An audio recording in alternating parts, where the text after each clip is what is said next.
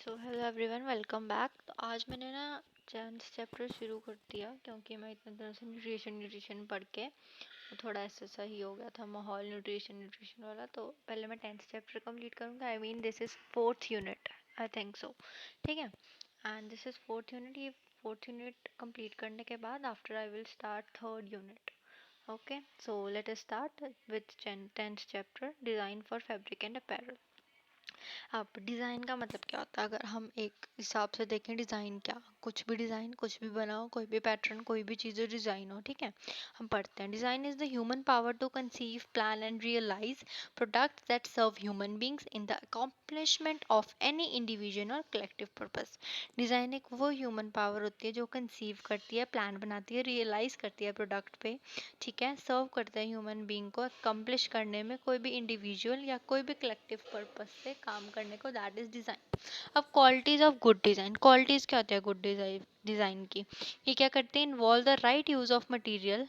ठीक है, एक जो मटेरियल है वो अच्छा यूज़ हुआ हो। ठीक है, सेकंड बाय एस्थेटिकली प्लीजिंग, वो जो है हमें अच्छा लगना चाहिए, वो एक एस्थेटिक वे में होना चाहिए। ठीक है, meet expectations of price, colour and service, जो वो प्रोडक्ट है उसकी एक्सपेक्टेशंस हमारी क्या होनी चाहिए? उसका प्राइस ठीक हो, उसका कलर ठीक हो, और जो सर्विस हमें मिल रही है, ठीक है, वो ठीक हो। और सेटिस्फाई सर्टन गोल, कुछ गोल्स होते हैं। कपड़े जब हम खरीदते हैं, हम कितनी चीज़ें ध्यान में रखते हैं ना, उसका कलर एंड बाकी चीज़ें, तो वो सब चीज़ें ध्यान में रखते हैं। फिर आ गया अब एस्पेक्ट्स ऑफ डिज़ाइन। अब कुछ एस्पेक्ट्स हैं डिज़ाइन के। ठीक है, सॉरी,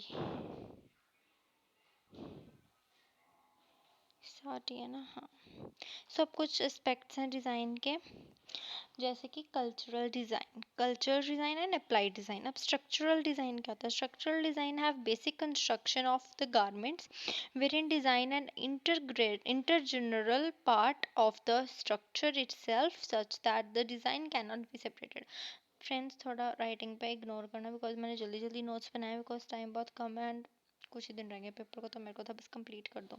ठीक है, और स्ट्रक्चरल डिज़ाइन देखो, स्ट्रक्चरल डिज़ाइन वो हो गया, हमने पेन पेपर लिया, उस पर हमने अच्छी तरह ड्रॉ कर दिया, दैट इज स्ट्रक्चरल डिज़ाइन। ठीक है, अप्लाइड डिज़ाइन क्या? वो जो हमने अप्लाई कर दिया, अगर हम सिंपल लैंग्वेज में बात करें। ठीक है, ऐसा होता है स्ट्रक्चरल डिज़ाइन, ऐसा कुछ बने होंगे रफ रफ सा। ठीक है, और अप्लाइड डिज़ाइन ये होगा जो पूरा अप्लाई कर दिया होगा। ठीक है, यहाँ पे उन्होंने बनाया है ना ऐसे रफली, यहाँ पे उन्होंने कपड़े के ऊपर सब कुछ किया है। अब पढ़ लेते हैं applied design, the part of the design which has unimposed on the basic structure, giving finishing to the design by dyeing it, printing it, वही एम्ब्रॉयडरी कर दी, उस पर प्रिंट कर दिया, डाइंग कर दिया। ठीक है, दैट इज अप्लाइड डिज़ाइन। अब कुछ आगे फैक्टर्स हैं डिज़ाइन के, वो जो है एलिमेंट्स ऑफ डिज़ाइन और प्रिंसिपल ऑफ डिज़ाइन। अब क्या क्या फैक्टर्स होते हैं ये पढ़ते हैं। पहला एलिमेंट्स ऑफ डिज़ाइन पढ़ते हैं। एलिमेंट्स ऑफ डिज़ाइन में क्या क्या फैक्टर्स हैं? They are the tools of art, namely colour, texture, line and shape. क्या क्या होता है इसमें? टूल्स होते हैं, टेक्सचर, लाइन, शेप को ध्यान में रख के हम फैक्टर्स जो है डिज़ाइन के ये होते हैं। पहले लाइन, लाइन कोई भी हो सकती है, हॉरिजॉन्टल, वर्टिकल, स्ट्रेट, है ना, curved lines. After that shape, shape 2D होगी, जैसे फ्लैट होगी, ज्योमेट्रिकल होगी, है ना, सर्कल हो गया, स्क्वायर हो गया, रेक्टेंगल हो गया, ये सब होगी शेप। फिर आ गया फॉन्ट। फॉन्ट में कहते हैं 3D, जो हमें 3D इफेक्ट दे, जो हमें पूरी साइड से दिखे ना, तीनों की तीनों साइड से दिखे, जैसे क्यूब हो गया, स्फेयर हो गया, कोन हो गया, लोग हो गया, एनिमल हो गया, वो हमें 3D इफेक्ट दे रहा हो कपड़े पे डिज़ाइन। ठीक है, वो हमारा शेप के अंडर आ गया। फिर आ गया कलर। कलर में क्या क्या आ गया? टेम्परेचर आ गया, स्किन टोन आ गया, वार्म टोन आ गया। टेम्परेचर के हिसाब से कलर डालते हैं ना हम, ज़्यादा गर्मी होती है तो ब्लैक डालते हैं नहीं, क्योंकि वो ब्लैक ज़्यादा तपता है गर्मी में, दैट्स वाई। तो हम कलर ध्यान में रखते हैं जब हम कपड़े बनाते हैं। वैल्यू ध्यान में रखते हैं कि जो लाइटनेस और डार्कनेस है वो कलर की, इमेज की, वो कपड़े पे कैसी डल रही है। फिर टेक्सचर देखते हैं कि वो मोटा कपड़ा है, पतला कपड़ा, स्मूथ है, रफ है, एरिया कैसा है। फिर स्पेस एरिया देखते हैं। स्पेस में क्या जाता है? Area between the two pictures and the, आप कोई दो पिक्चर है उसके बीच में स्पेस ही देखोगे ना आपके कितना है कि नहीं आ जाएगा, तो नहीं, एक के ऊपर एक शॉट गया, बीच में स्पेस दिया जाएगा। तो क्या क्या आता है इसमें एलिमेंट्स में? SFCVTS, मतलब 6 हैं, line, shape, font, colour, value, texture, space. अब आगे प्रिंसिपल आ जाता है। प्रिंसिपल क्या होता है? The manipulation of elements of design to create harmony, balance and rhythm. क्या ये एलिमेंट क्या करता है? डिज़ाइन को हार्मनी देता है, बैलेंस देता है और रिदम देता है। पहला आ गया pattern, contrast, emphasis, balance, proportion, rhythm. ठीक है, अब आता है पैटर्न। पैटर्न क्या होता है? एक रेगुलर अरेंजमेंट ऑफ एलिमेंट्स। ठीक है, पैटर्न हमें पता ही है क्या होता है कि, है ना, एक जो अरेंजमेंट्स हैं वो एक रेगुलर वे में हो। ठीक है, फिर आगे कॉन्ट्रास्ट। कॉन्ट्रास्ट क्या हो गया? डिफरेंट एलिमेंट्स ऑफ डिज़ाइन जैसे कि स्मूथ हो गया, रफ हो गया, वही जैसे हमने पहले ऊपर पढ़ा था, है ना, जो कपड़ा है वो स्मूथ है, रफ है, डिज़ाइन कैसा है कैसा नहीं है। एम्फेसिस क्या हो गया, एम्फेसिस हो गया importance given to the part of the work of art, जो हमने आर्ट किया उसको कितनी इंपॉर्टेंस दिया, उसको किस तरीके से बनाया हुआ, उसकी क्या वैल्यू है उसमें। फिर बैलेंस आ गया, बैलेंस बिटवीन द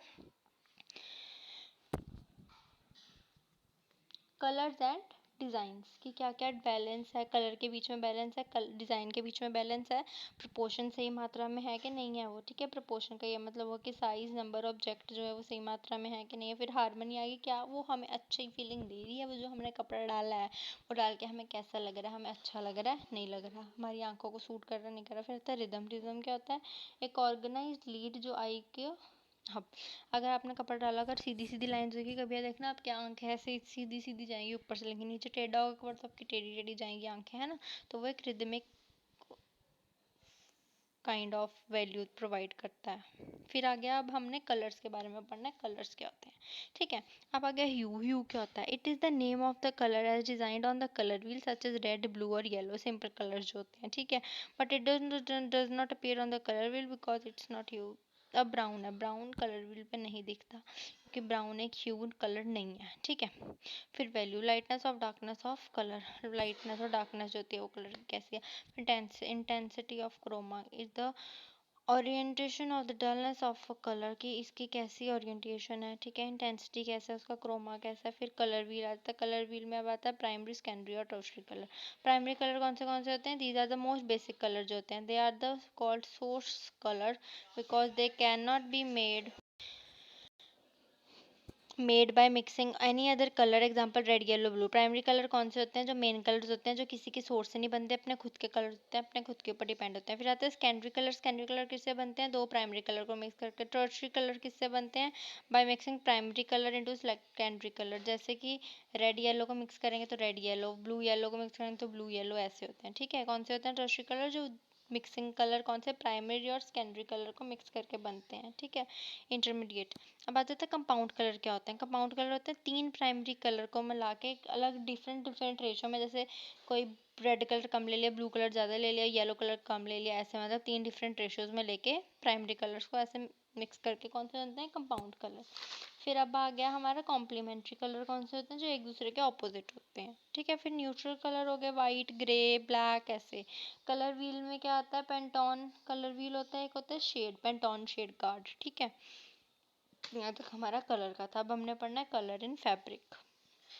अब जब हम कलर करते हैं फैब्रिक पे, अलग अलग डिफरेंट डिफरेंट वे से होकर कलर जाता है। पहला आता है dyeing at the fibre stage, पहले हमने फाइबर को डाई करना है, ठीक है। Very rarely done because it is most expensive, ये बहुत कम ही होता है कि आप एक एक उसको लेके फाइबर को कलर करो, कई बार इकट्ठा ही बना के कई बार कलर करते हैं, ठीक है। ये नहीं कि एक एक आप फाइबर का वो कपड़ा ले रहे हो फिर इसको कलर कर रहे होंगे, एक्सपेंसिव पड़ता है बहुत, ठीक है। फिर उसके बाद आ गया हमारा dyeing done at yarn stage, this help to create multi furious design create करता है ऐसे करने से। उसके बाद आ जाता है fabric stage, dyeing at fabric stage में क्या होता है, सिंगल कलर्ड फैब्रिक होता है, ठीक है। फिर आता है कलर हार्मनीज, क्या होता है, it may be described as the logical combination of colour on a colour wheel, ये एक लॉजिकल कॉम्बिनेशन बनाती है कलर व्हील पे। फिर आ गया कलर स्कीम, क्या होता है, रिलेटेड स्कीम्स हो गया। फिर कॉन्ट्रास्टिंग, अब इसमें डिफ्रेंसिएशन है कलर स्कीम का, रिलेटेड स्कीम और कॉन्ट्रास्टिंग स्कीम। रिलेटेड स्कीम्स में कौन से कलर है, monochromatic, achromatic, accented, neutral, analogous. फिर आगे कॉन्ट्रास्टिंग स्कीम्स में complementary, double complementary, split complementary, analogous और triad, I think it's triadic complementary, ठीक है। अब हमने इसके आगे पढ़ना है।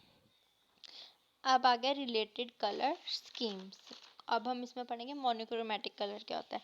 ये स्कीम होती है जो एक सिंगल ह्यू कलर से बनती है और डिफरेंट शेड्स होते हैं इसके, ठीक है। इसके एडवांटेज क्या है कि ये एक तो ईजीएस्ट कलर है, ठीक है। कलर स्कीम है जो डिज़ाइन बना देती है कि इजी वे है, ठीक है। मोनोक्रोमेटिक से इजी वे है, क्यों? क्योंकि इसमें एक ही कलर यूज़ होता है तो ये इजी है, ठीक है। All choose in colours are in harmony balance, एक ही हार्मनी एक ही बैलेंस में चूज़ होते हैं सारे के सारे, मतलब डिज़ाइन और कलर्स वगैरह, क्योंकि एक जैसे कलर है। Make design interesting bye highlighting a primary band colour, थोड़ा सा प्राइमरी बैंड कलर मिला के इसको जो है वो हाईलाइट हो जाएगा जो तुम्हारा कपड़ा है। They are relaxing and peaceful, ये रिलैक्स होते हैं और पीसफुल होते हैं। इस पर इसके कुछ डिसएडवांटेज भी हैं। जो लार्जेस्ट प्रॉब्लम है वो है क्या है कि इसको ओवरडू नहीं करना, एक बार कर दिया नहीं उसके ऊपर फिर करी जो फिर करी जो फिर करी जो, ठीक है। ये डिसएडवांटेज है। It may B monotonous and boring होता है ये, ठीक है। बोरिंग लगता है कि कलर डाले रखोगे तो बोरिंग तो लगेगा ना, ऑब्वियस सी बात है। तो ये इसका डिसएडवांटेज है। अब आ गया एक्रोमेटिक। एक्रोमेटिक हार्मनी क्या होता है? Achromatic harmony always is as neutral such as a combination of black and white. Achromatic कहाँ पे यूज होता है? ब्लैक एंड वाइट कॉम्बिनेशन में यूज होता है। फिर आता है एक्सेंटेड न्यूट्रल, कहाँ पे यूज होता है? Utilise one hue and neutral, एक ह्यू और एक न्यूट्रल कलर होता है। एक्सेंटेड इसमें एनालॉगस हार्मनी में क्या होता है? Refer to a colour continuous using two और थ्री कलर्स, ठीक है। एनालॉगस में 2 या 3 कलर यूज होते हैं। फिर उसके बाद है हमारा टेक्सचर कैसा होता है? शाइनी होता है, उसमें लिम्फी होता है, डल होता है, सॉफ्ट होता है। और how it looks: shiny, dull, dense and glossy. How it behaves: hang, harsh, smooth. How it feels: soft, crisp, harsh and smooth. Factors of texture. Factors of texture: fiber content, neutral and fibre content natural and manmade होते हैं। उसके बाद yarn processing at its type 2 methods of processing twist interested during process. yarn processing के types होते हैं, methods of processing: twist और इंस्टर्टेड by using process. अब fabric construction technique: weaving, knitting, feeling, branding. अब फैब्रिक फिनिशिंग, फिनिशिंग कैसे देते हैं? Ironing, starching, gumping and napping. अब surface ornamentation, flock printing, embroidery, staged effects. Line क्या होता है? Defined as a mark that connects two point and has a beginning and end, ठीक है। तो पता है लाइन क्या होता है। उसके बाद आता है लाइन। अब हमें क्या क्या एडवांटेज है? टू क्रिएट अ मूड, हमारा मूड अगर ख़राब है तो मूड अच्छा कर देती है। अगर हमने कपड़े देखे होंगे लाइन वाले। उसके बाद आ जाता है इंडिकेट डायरेक्शंस बनाती है। उसके बाद establishment of a point of emphasis बनाती है, एक स्ट्रक्चर तरीके से लीड करती है। आई हमारी उसी ही वे में जाएगी। इल्यूजन क्रिएट करती है। टू प्रोवाइड मूवमेंट बनाती है और स्पेस को इनक्लोज कर देती है, ठीक है। कहीं भी अगर खाली जगह वहाँ पे उसको लाइन बना दो तो वो स्पेस पूरी कवर हो जाएगी। आफ्टर दैट अब टाइप्स है लाइन की: vertical line, horizontal line, diagonal line और कर्व्ड लाइन। अब हॉरिजॉन्टल और वर्टिकल लाइन: स्ट्रेट लाइन, या vertical line is vertical line signify up and down movement. It emphasizes heavy and light effects of slimmers. Horizontal line, it signify movement, create illusion of width and reduces height. It gives sparkles and it gives stable effect. Okay, उसके बाद oblique line. Oblique line क्या होती है? Slant is increase and decrease width and height depending on the degree and direction of angle. It gives dramatic effect देती है। फिर आता है curved line. Curved line क्या होता है? one of the degree, जो जैसे राउंड होती है, उसके बाद वो थोड़ी मुड़ी होती है, आर्क होती है, उसमें लैंड होती है और कर्व होती है। उसके बाद आगे शेप्स और फॉर्म, ठीक है। अब शेप्स और फॉर्म में क्या क्या आ जाता है? कनेक्टिंग लाइन मेक्स और फॉर्म शार्पन्स 2D होती है। जैसे ड्राइंग कोई भी बनाओ तो वो उसके साइड दिखेगी, फॉर्म होगी 3D, जो ऑब्जेक्ट दिखेंगे सारे अलग अलग व्यूज से, ठीक है।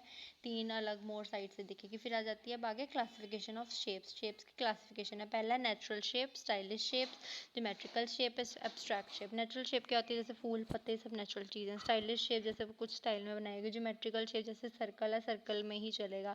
फिर एब्स्ट्रैक्ट शेप मतलब सारी की सारी अलग अलग शेप्स होती हैं। फिर अब कुछ प्रिंसिपल्स हैं डिज़ाइन के: proportional, balance, emphasis, rhythm and harmony. Rhythm, ठीक है। अब repetition of line and colour, repetition होती है लाइंस की, कलर्स की बार बार, ठीक है, वो रिदमिक उस वे में होती है कि हम उसमें देखेंगे कि बार बार जो है वो लाइंस रिपीट होती हैं। रेडिएशन आइज हमारी जो आगे आइज की मूवमेंट वैसे जाएगी। ग्रेडेशन क्या होता है, साइज इंक्रीज से डिक्रीज होगा या डिक्रीज से इंक्रीजिंग वे में होगा, ठीक है, लाइक असेंडिंग ऑर्डर में या डिक्रीजिंग और डिसेंडिंग ऑर्डर में वैसे में होगा। तो ये 3 पॉइंट रिदम के थे। प्रपोर्शन का मतलब सही प्रपोर्शन में कलर हो, डिज़ाइन हो, बैलेंस हो, बैलेंस मतलब सही प्रपोर्शन में बैलेंस हो हर एक चीज़ का, हर एक डिज़ाइन का। एम्फेसिस मतलब एक ही वे में सब कुछ सेट हो। रिदमिक सेक्शन मैंने बताया ये वाले 3 पॉइंट्स। और अब हारमनी, हारमनी मतलब जो हमें आंखों को देख के अच्छा लगे। तो ये इतना था। अगला चैप्टर है वो मैं अगली वीडियो देखती हूँ।